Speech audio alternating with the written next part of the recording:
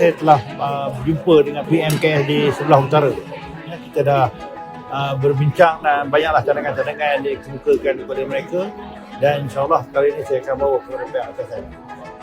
Saya tak boleh tentukan lagi sebab belum ada putusan. Saya cuma penasihat. Putusan pertama akan dibuat oleh menteri dan juga yang bawah. Ya, untuk mendapat maklum balas dari mereka dan juga cadangan-cadangan yang mereka berikan. Saya nampak ada juga cadangan-cadangan yang munasabah dan ada juga cadangan-cadangan yang perlu dikaji dan diteliti lebih lanjut.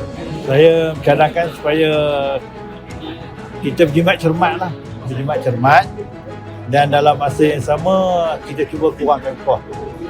Dan kalau boleh apa-apa juga yang boleh bermula pada rumah, buat pada rumah. Ya, mungkin tidak semua, tapi ada perkara yang boleh buat di rumah, kan?